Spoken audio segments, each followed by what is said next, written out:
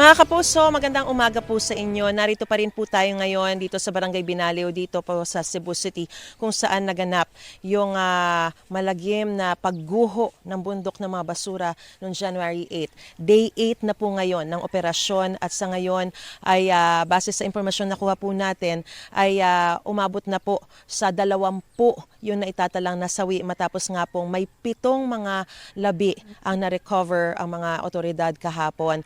At 16 pa rin po ang nawawala, kaya naman puspusan at tuloy-tuloy ang isinasagawang search, rescue and retrieval operations ng mga tauhan po ng Bureau of Fire Protection, AFP, PNP, iba pang mga ahensya, pati na rin po yung Prime Waste Solutions dito po sa Cebu. At kung makikita po ninyo dito sa aking likuran, talagang bawat araw po nadadagdagan itong dami ng mga naglalakihang mga bakal, mga debris. No? Ito po yung mga kinailangang alisin mula dun sa mismong ground zero dahil para raw mas mapadali yung paghahanap at pag-ahon ng mga natabunan, kailangan matanggal itong mga balakid na ito. Ito yung mga galing din po sa estruktura po dun sa pasilidad, yung materials resource facility doon or recovery facility kung saan pinoproseso po yung mga basura, dun po yan nanggaling. No? Kaya bawat araw kailangan din po siyang kumbaga kunin, inilalagay po siya sa mga truck na ito dahil kailangan na po siyang ilipat sa ibang lugar. Dahil kung araw-araw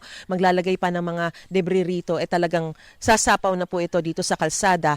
Kailangan daw po itong dalhin doon sa mga junk shop doon po sa Mactan, Cebu para mapakinabangan pa rin. At sa ngayon ay nasa 18 yung sugatan. Mamaya po mga kapuso, susubukan po nating makapanayam ang isa sa mga nakarecover at kumbaga isa siya sa mga naligtas mula dun sa guho nung mangyari ito nung January 8. Sa ngayon, sugatan pa rin po siya, nagpapagaling, pero kakapanayamin po natin siya mamaya-maya lamang sa pagbabalik po ng unang balita. Gusto mo bang mauna sa mga balita?